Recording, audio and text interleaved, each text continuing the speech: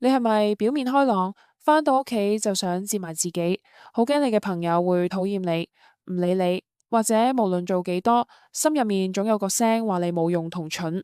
無論你擁有幾多嘢，你有時都會自卑到想自殺。喺哈姆先生去看心理師呢本書入面，講抑鬱到想自殺嘅哈姆去找心理醫生蒼鷺嘅10次心理諮詢嘅經過。過程會帶你拆解點解我哋會被童年陰影綁架，教你點樣由自卑泥潭一步步攞返人生嘅駕駛權。聽完呢本書，你會發現我哋唔應該成日扮演受害者嘅角色，自怨自艾，要勇於面對自己情緒，敢於反抗權威，你先會真正長大。第一章：鼴鼠的抑鬱與蛤蟆的崩潰。係一個連空氣都聞得鬱悶嘅日子，河岸邊個天黑到好似墨汁咁，啲雀仔唱歌都唱到成粒音走晒位，氣氛令人窒息。鼴鼠終於頂唔順啦，佢決定要離開佢同河鼠嘅家一陣。雖然河鼠對佢真係好好，帶佢見世面，教佢好多嘢，去冒險，仲喺野森林救返佢條命。但問題就係呢度，河鼠太叻，划船。河鼠叻啲，打繩結，河鼠又精啲。鼴鼠每次想喐手，河鼠就會好熱心咁話：哎呀，等我嚟啦！呢啲唔係關心，呢啲係令人窒息。鼴鼠心入面咆哮緊：我寧願自己做錯，都唔想你幫我做啱。於是鼴鼠決定去找佢個土豪朋友蛤蟆吹下水。行到去蛤蟆莊園，鼴鼠嚇到心都離一離。原本嗰間金光閃閃嘅紳士豪宅，而家變咗做荒廢鬼屋。玫瑰花枯晒，牆紙剝落，窗門灰蒙蒙。呢位昔日嘅土豪，而家對眼無神，件衫仲要係臭嘅。佢望住鼴鼠，第一句就話：唔好意思啊，我唔係好舒服。然後一個大男人，sorry，係大蛤蟆，就咁喺鼴鼠面前爆喊。究竟發生咗咩事呢？第二章：鼴鼠、河鼠連同老獾長輩3位老友嘅拯救行動。鼴鼠行返屋企嗰陣，個腦一直碌住蛤蟆個身邋遢樣。以前嘅蛤蟆係一個會住全套格仔大褸、戴埋護目鏡、噴香水嘅浮誇界天花板。而家唔沖涼都算啦，件衫仲要隔夜飯咁，有陣怪味。鼴鼠心諗蛤蟆應該出咗事。返到屋企，河鼠同鼴鼠一齊研究可以點幫蛤蟆。河鼠喺報紙廣告見到個心理諮商師，即刻好似發現新大陸咁。兩隻鼠鼠決定帶蛤蟆去睇醫生。第二朝，佢哋喺林入面撞到老獾。老獾呢位議會大佬一聽就搖晒頭，我就知啦，蛤蟆呢條友一冇人管就變廢青。好，我同你哋一齊去睇我點樣鬧醒佢。就咁樣，河岸3兄弟排成一橫線，殺向蛤蟆莊園。第三章，跟住之後嗰幾日，3位老友輪流轟炸蛤蟆。老獾不停用嗰種我為你好嘅語氣叫蛤蟆精神啲，點知蛤蟆聽完完全冇反應。以前嗰隻會駁嘴、會跳跳扎嘅蛤蟆死咗咁款，你越勸佢就越沉。老獾終於爆啦，聽住，我哋救唔到你啦，你必須去諮詢。雖然佢哋勸蛤蟆去諮詢，但其實佢哋4個都唔覺得諮詢有用，但似乎佢哋都認為呢個係幫蛤蟆嘅唯一辦法。終於到咗第一次諮詢嘅日子，蒼鷺醫生行入診症室，但佢坐低之後，竟然一句嘢都唔講。蛤蟆等緊佢長篇大論教訓自己，點知等咗好耐，都係一片死寂。蛤蟆終於崩潰，爆喊住問：你唔係應該教我點樣好返咩？蒼鷺慢條斯理推盒紙巾過去，懶懶咁問咗句：你想好返係為咗你自己，定係為咗討好你班朋友？蒼鷺直接爆金句：如果係你班老友想你醫好，咁佢哋先係我嘅客，除非你自己真心想合作，唔係嘅話，今日見完面就散水啦。蛤蟆第一次感到火滾，喂，你開門做生意，竟然趕我走？蒼鷺解釋話：呢啲叫契約，你要為自己負責，諮詢係要你自發而做嘅，而唔係為咗配合其他人而做嘅。蛤蟆佢第一次意識到，原來人生唔係等緊人哋話俾佢知點做。呢種要為自己負責嘅感覺雖然好不安，但似乎同佢以前諗嘅諮詢唔同。話唔定今次真係可以幫到佢，救翻佢啲情緒，令佢生活正常翻。最後，蛤蟆正式同醫生約好每星期見面嘅日子。臨走前，佢問蒼鷺：我會好翻嗎？蒼鷺直視佢對眼：只要你願意投入，我就會全心全意陪你。但結果點樣，始終係睇你自己。蛤蟆行喺翻屋企條路，雖然步履仲係好沉重，但佢終於明白咗一件事，今次冇得再靠任何人，佢要自己救返自己。其實喺現實裏面，好多人都會抗拒去找心理醫生幫手，佢哋會覺得自己冇病，有病嘅係呢個世界係其他人針對佢，唔中意佢，所以意識到自己有問題，肯行出第一步去找人幫嘅，就等於已經喺痊愈嘅路上行咗一半。第四章，蛤蟆開始認真剝開自己。第一次諮詢完之後嗰一個星期，蛤蟆過得好漫長。雖然老友記河鼠、鼴鼠成日陪佢玩牌、講八卦，老獾又講埋啲當年勇，但蛤蟆根本無心裝載。每日喺佢哋三個走咗之後，佢又陷入抑鬱。佢凌晨3點突然醒咗就諗，原來人生有啲嘢，除咗自己，無人幫到你跨過去。第二次見面，蒼鷺醫生一開口就問蛤蟆：你今日感覺點？蛤蟆完全冇諗過，就好似平日對任何人嘅回答一樣，好好，多謝。點知醫生唔收貨，佢叫蛤蟆認真諗，佢而家感覺係咩？醫生拎出一張情緒溫度計嘅圖，1分係想死，10分係超幸福，叫蛤蟆為自己心情俾分。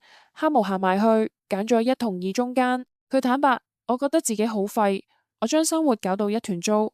老友都係好人，但我只係大家眼中嘅一個笑話。蛤蟆開始好自豪咁數返佢之前逃獄嘅驚險事。如果想知道蛤蟆嘅冒險事跡，大家可以睇《柳林風聲》呢本書。呢段經歷令佢覺得自己好似英雄。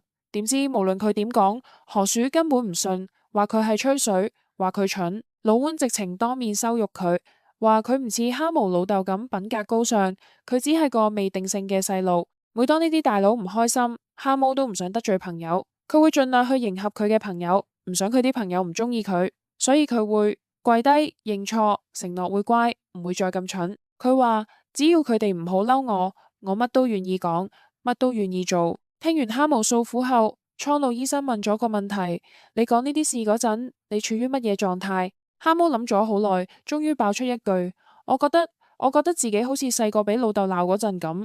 醫生點點頭，呢個就係兒童自我狀態 （Child Ego State）。醫生想同蛤蟆傾下，處於兒童狀態嘅人會點樣，但蛤蟆覺得根本冇用。佢覺得佢處於咩狀態係佢自己控制唔到嘅，就算知道自己係咩狀態，咁樣都唔會令佢開心。所以佢唔想再聽醫生講嘢。就喺呢個佢哋有啲不快嘅狀態下，佢哋結束咗第二次諮詢。通常諮詢嘅過程都唔係一時三刻可以解決到問題嘅。呢個世界未發明到情緒變好嘅特效藥，所以如果你都有情緒問題，請你都俾啲時間你自己同埋人哋去幫你。第5章，蛤蟆開始明白點解自己幾十歲人仲會咁驚人鬧，原來一切都係因為佢心裏面嗰個隱藏細路。又過咗1個禮拜，蛤蟆發覺自己竟然開始期待諮詢，因為喺呢間房入面，佢獲得咗別人嘅全程關注，佢覺得呢樣係人生最奢侈嘅嘢。蒼鷺醫生唔會玩手機，唔會分心，佢成個人好似淨係為咗聽蛤蟆講嘢而存在咁。但今次蒼鷺醫生唔做傾聽者，佢客串做老師。蒼鷺醫生開始解構乜嘢係兒童自我狀態。佢話我哋生出嚟就有幾種天生嘅情緒。快樂、憤怒、悲傷、恐懼。細路仔見到禮物會跳起，見到小狗死咗會喊，做噩夢會尖叫。呢啲唔使人教，係天生嘅。醫學上稱為自然型兒童。但我哋開始懂性時，就需要因應身邊嘅人去周折呢啲天生情緒。想象你喺一個細星球，身邊有2個比你高1倍嘅巨人，你食飯、生存、情感，全部要靠佢哋。佢哋心情好就錫你，心情唔好就鬧你，無視你，而你完全冇地方可以走，因為走唔甩。為咗生存，細路仔必須學識適應。如果阿爸阿媽好嚴，你就要學識點樣討好佢哋，點樣收埋自己嘅憤怒。呢種被修改過嘅狀態就係適應型兒童。蛤蟆聽完之後，終於明白點解河鼠或者老獾一鬧佢，佢就會反射性咁認錯、跪低，保證會乖，因為佢喺嗰一刻根本唔係一個莊園領主，而係變返嗰個面對強勢嘅父母，好無助又驚青嘅細路仔。你又有冇試過面對強權，或者因為唔想得罪朋友，唔想佢哋唔理你而認錯跪低呢？呢啲可能都係因為你細個時候嘅經歷，令到你要適應你嘅家庭、親人或者朋友而形成嘅性格。呢次諮詢完之前，蒼鷺醫生俾咗個任務哈姆，叫佢返去諗返佢最早嘅童年記憶，睇下嗰度埋藏咗啲乜嘢秘密。第六章，哈姆終於明白點解佢會變咗一個老好人，原來背後藏住一份連佢自己都唔敢承認嘅憤怒。哈姆諗返細個嗰時，先記得佢有個好悲傷嘅童年，喺所有家庭照入面，佢從來都唔係主角。相入面個老豆永遠咁嚴肅，永遠覺得哈姆達唔到佢嘅要求，而阿媽雖然會同佢玩，但對眼永遠望住老豆，驚老豆唔開心，多過驚個仔唔開心。哈姆嘅童年就係喺呢種追求唔到嘅認同，同埋隨時被收返嘅愛之中度過。第三次諮詢時，蒼鷺帶領哈姆去拆解乜嘢叫適應型兒童嘅行為。當一個細路面對比自己強大8倍又走唔甩嘅權威，即面對父母嘅時候，為咗生存，佢會發展出一套順從策略，就係附和，人哋講乜佢都話啱，唔敢反駁，取悅，做埋啲浮誇搞笑嘅嘢，只係想博父母睇一眼，道歉，無論自己有冇做錯都講對唔住，想先發制人平息對方嘅火氣，依賴。因為從來冇機會自己做決定，凡事都要問人。哈姆突然發現，原來佢到而家都咁怕人嬲佢，所以佢不斷咁取悅人，同人講對唔住，係因為佢仲用緊5歲嗰套生存方式去面對世界。而蒼鷺醫生就靜靜咁聽佢講，用同理心嘅態度去理解佢。就係咁，佢哋結束咗呢次諮詢。第7章，點解我咁大個人都唔識發火？經過前幾次嘅諮詢後，哈姆了解多咗自己行為嘅成因，所以佢覺得心情好咗好多。佢同蒼鷺醫生講：醫生，我好返好多啦。如果用嗰個情緒溫度計嚟量，我今日有5至6分，比起第一日嗰個想死嘅1分，簡直係奇蹟。今日哈姆仲想主動設定話題，佢問：點解我從來唔識好似老獾咁大聲鬧人？點解我從來都唔嬲？蒼鷺醫生用咗個比喻，佢話每個人心入面都有一罐氣體。當出面嘅火越燒越熱，即係你越嚟越火滾，入面嘅壓力就會爆表。有啲人會選擇哐一聲打開個閥門，呢啲叫攻擊性憤怒，即係老獾嗰種鬧人法。但哈姆，你因為細個面對你父母，你唔敢爆，因為你太依賴佢哋，太愛佢哋，所以哈姆你發明咗一套無攻擊性憤怒。醫生問你有冇試過扭計，唔睬人？哈姆呆咗，唔係啩？扭計都算發脾氣？醫生點點頭，算，呢種係慢慢放棄嘅方法。如果你唔敢大聲為你自己爭取權益，你就會發展出呢張清單上面嘅行為。第一，扭計，唔睬人，即係細路仔嗰種我唔睬你啊呢種態度。第二，發悶氣，成日黑口黑臉，陰陰沉沉，人哋問你乜你都話冇嘢，其實你想用沉默嚟懲罰對方。第三，厭煩，用覺得你煩嚟對抗權威，擺出一副好厭惡你嘅態度。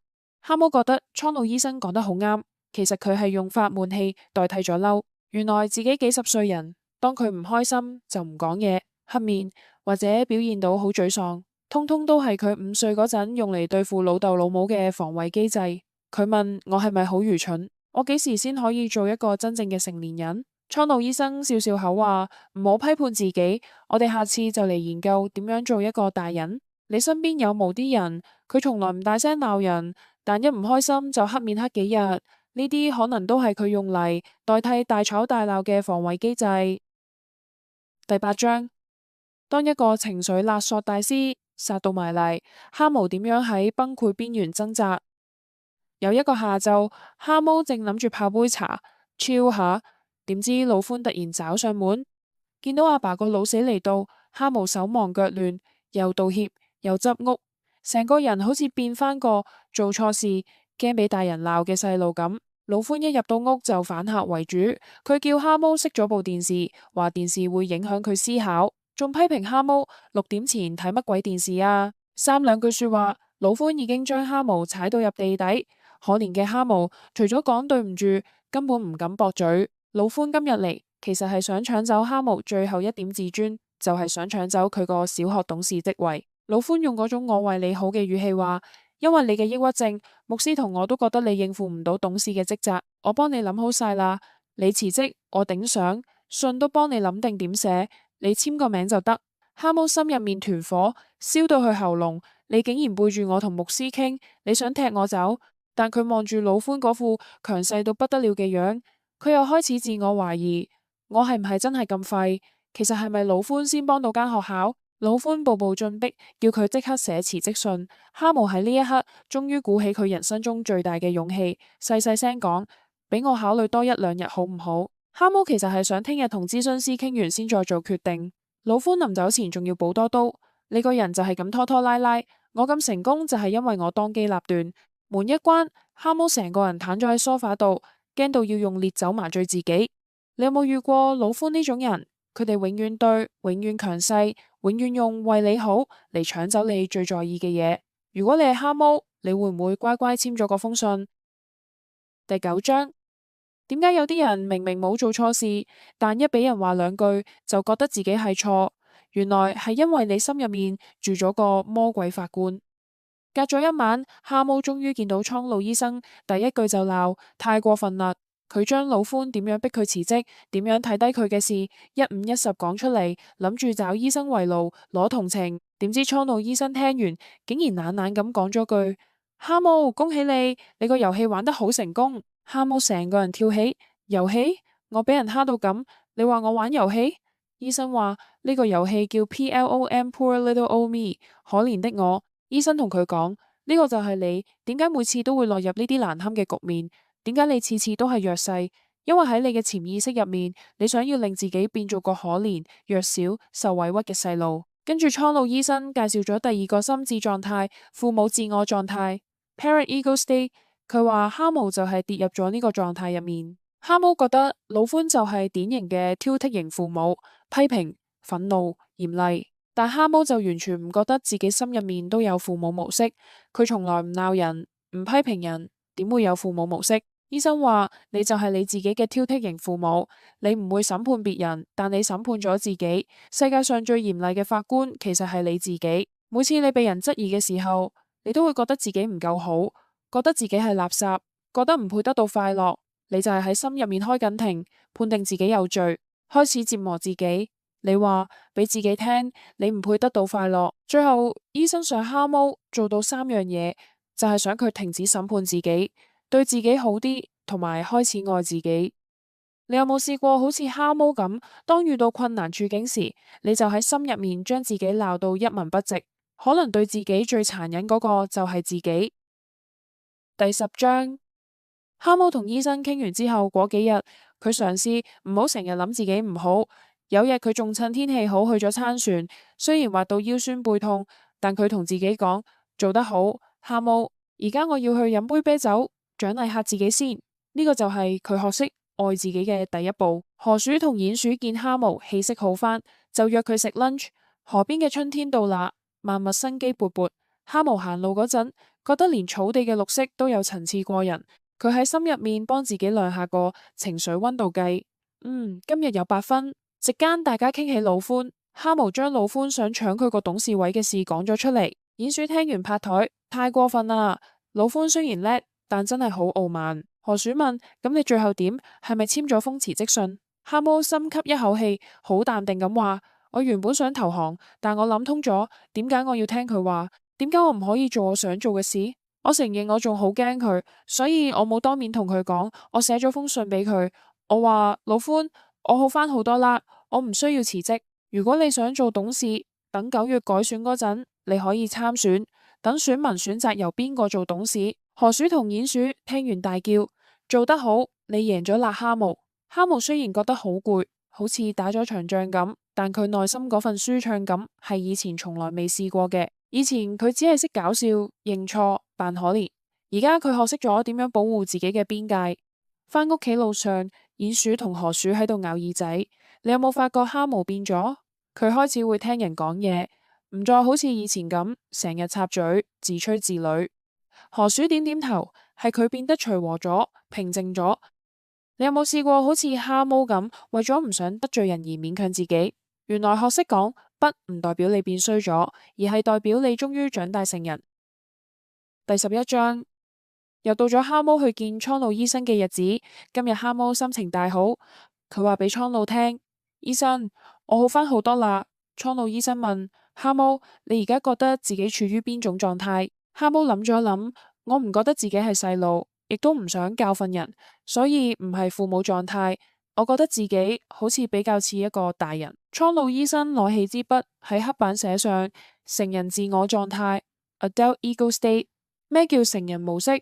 即係你唔再被阿爸阿媽把聲驅使，亦都唔會被童年嘅情緒淹沒，而係理性合理咁處理當下嘅問題。醫生講咗句好重嘅嘢，唯有喺成人狀態下，你先可以真正學到新嘢，真正了解自己。雖然蛤蟆終於行到入成人狀態，但跟住落嚟，因為蒼鷺醫生嘅幾句話，佢又開始鬧情緒，變翻細路。蒼鷺醫生講，其實你點樣面對困難，完全係你潛意識選擇點樣反應，係由你嘅潛意識去揀憤怒或悲傷。就好似受過訓練嘅狗仔，一聽到鈴聲就會流口水。蛤蟆聽完就覺得，咁即係話人根本控制唔到情緒，因為佢控制唔到自己嘅潛意識，所以佢陷入憂鬱，都唔可以怪佢。佢覺得應該要怪老獾、怪河鼠、怪成日挑剔佢嘅父母，係佢哋令我變成咁，佢哋引發咗我嘅潛意識，我過得咁慘，都係因為佢哋。但呢種怪人模式，其實又跌翻入去兒童狀態。蒼鷺醫生今次冇安慰佢，反而好嚴肅咁講：蛤蟆，你已經行到十字路口啦，你要選擇繼續怪人，定係開始負起責任？當你開始為自己嘅情緒負責，你就重新掌握咗權力，你有力量改變你自己，而唔係等緊嗰啲傷害過你嘅人返嚟同你道歉。聽完蒼鷺醫生講嘅嘢，蛤蟆唔想再跌入去兒童模式，有唔順意事就怪人，但佢覺得要徹底咁解決，佢就要梳理翻小時候父母俾佢嘅心理陰影。於是蛤蟆決定喺下一次諮詢時，將佢嘅人生講一次俾醫生聽。你有冇試過將人生嘅失敗怪罪喺父母、老闆或者運氣身上？咁樣會唔會令事情變好？我哋一齊聽下下一章，蛤蟆可以點樣面對失敗嘅人生。第12章，呢一章我哋會聽到蛤蟆呢個富三代嘅悲劇，係由一個永遠唔滿意嘅老豆，同一個喺老公面前就變臉嘅媽媽開始。今日面談一開始，蛤蟆就開始講佢嘅一生。佢嘅家族好犀利，阿爺係酒廠大老闆，由細到大大家都叫佢蛤蟆少東。但呢個光環對蛤蟆嚟講係個緊箍咒。佢阿爸成世都活喺阿爺嘅陰影下面，所以佢對蛤蟆更加嚴格，更加挑剔。蛤蟆話：我覺得佢永遠冇認同過我從來冇變成佢想要嘅樣。而阿媽呢，雖然錫佢，但只要阿爸一出現，阿媽就會立刻變臉，對佢好嚴厲。呢種隨時會被背叛嘅感覺，令蛤蟆由細到大都充滿咗莫名其妙嘅驚慌同焦慮。為咗得到阿爸少少嘅關注，蛤蟆乜都試過。佢去讀阿爸指定嘅歷史系，雖然佢根本唔中意。佢喺大學玩阿爸唔中意嘅社團、划船、打煲呔，其實都係一種無聲嘅反抗。佢記得阿爸見到佢打煲呔嗰副嫌棄嘅樣，佢反而覺得好滿足，覺得佢至少仲有本事，令佢唔滿意。呢句說話聽落好心酸，原來佢要靠被討厭先至感覺到自己存在。無論佢做乜，啲人都會將佢同佢阿爸比較，覺得佢無論做乜，永遠都係唔夠好，永遠唔及阿爸。有一日，蛤蟆阿爸突然心臟病發死咗，蛤蟆繼承咗成個莊園同大筆錢，外人睇落好正，但蛤蟆都覺得自己配唔起。佢開始瘋狂咁做啲無聊嘢，填補內心嘅空虛。撐船唔得就買最靚嘅大開篷車，佢想全世界嘅人望住佢話：哇，蛤蟆好勁啊！但每次熱情過後，嗰種孤單、悲傷就會好似潮水咁湧翻埋嚟。佢覺得自己就好似開篷車入面嗰隻籠中鳥，就算個籠係金整嘅，佢始終都係飛唔出去。蒼鷺醫生聽完呢段漫長嘅故事，只係問咗一聲：咁你從中學到乜嘢？蛤蟆行返屋企嗰陣，開始諗。佢到底可唔可以逃離過去，找到真正嘅自由？你呢？你係咪都同蛤蟆一樣活喺阿爸阿媽嘅陰影下，仲係好怕你做嘅嘢會令佢哋唔滿意？第12章，自從蛤蟆上次告解完之後，佢發現咗原來將自己啲不堪嘅事講晒出嚟，而唔俾人笑，感覺係咁好嘅。佢開始好似重新檢視自己嗰幾廿年嘅人生，佢發覺原來自己一直拎住一份人生劇本喺度做戲。喺佢嘅潛意識入面，一有機會，例如感覺委屈嘅時候，就會演翻嗰套可憐嘅蛤蟆劇本。嚟用最輕鬆嘅方式去生活，只要扮可憐就唔需要面對難堪嘅事，順理成章咁放棄努力。佢進一步諗，如果唔跟劇本，佢可唔可以做翻真正嘅自己呢？今次去到診所，蒼鷺醫生掉出一個大觀念：心理地位。醫生話，我哋4、5歲嗰陣已經幫人生決定咗4個象限，為方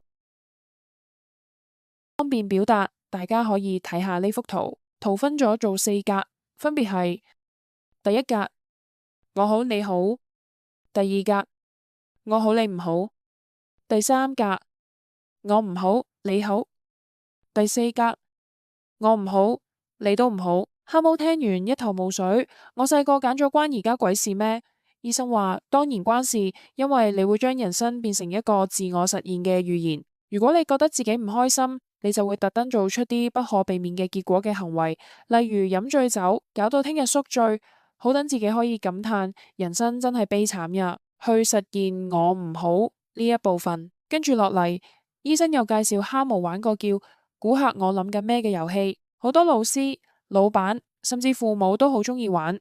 佢哋會問啲你答唔到嘅問題，令你覺得自己好蠢，從而令佢哋自己獲得一種優越感。醫生話呢啲心理遊戲通常都係唔誠實嘅，表面好似好認真處理問題，其實背後係想引發你嘅負面情緒。蛤蟆聽完，佢終於明白，如果要改寫人生劇本，首先要睇穿呢啲無聊嘅人際遊戲，唔好再跌入其他為咗自己嘅優越感而同你玩嘅遊戲。第14章，蒼鷺醫生同蛤蟆之間最劇烈嘅一次正面交鋒，蛤蟆竟然喺諮詢室度拍台鬧醫生。究竟發生咩事？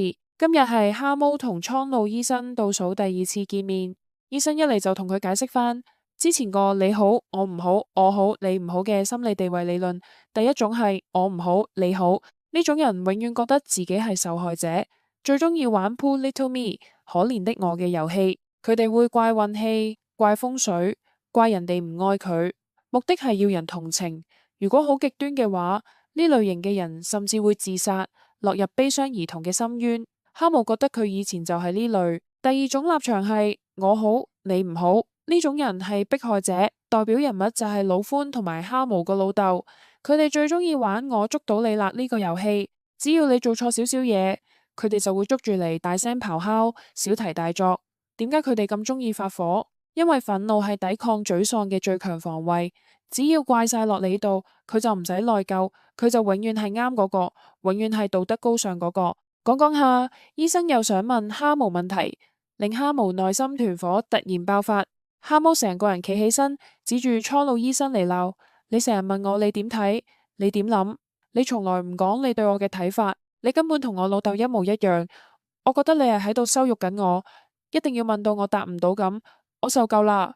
諮詢室陷入死寂，蛤蟆心跳得好快，但他發現自己好冷靜，佢唔再係以前嗰個縮埋一角嘅細路。佢終於可以大聲講出自己嘅不滿，對抗呢個權威。蒼鷺醫生無嬲，反而好平靜咁問：咁你打算點做？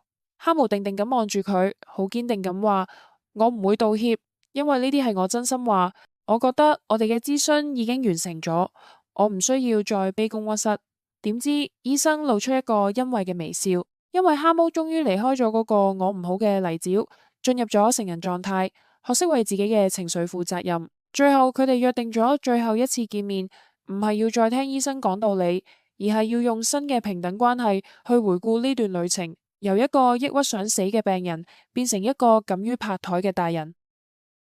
第15章，蛤蟆同蒼鷺醫生一齊行完呢段療癒之旅嘅最後一里路，由一開始想自殺嘅1分情緒，到今日自信滿滿嘅9分。蛤蟆話俾我哋聽，原來一個人嘅重生係由掌握自己嘅情緒開始。今日蛤蟆莊園嘅花開返啦，蛤蟆打開本 diary， 裏面唔再係空白一片，而係密密麻麻嘅社交預約。佢踩住單車，最後一次去見蒼鷺醫生。呢次見面氣氛唔再係病床前嘅沉重，而係兩個大人之間嘅平等對談。蒼鷺醫生問蛤蟆：今日你喺情緒溫度計上面打幾分？蛤蟆好有信心咁答：9分，仲有1分，我要留俾未來更多嘅進步。佢發現自己唔再覺得老友係迫害者，佢對人生充滿希望，甚至開始打算創業。蛤蟆同醫生講返發火嗰件事，佢明白嗰次拍台係佢成長嘅里程碑。佢由一開始好似細路咁依賴醫生，到後來反抗、對抗依賴，最後終於進入咗獨立嘅成人狀態。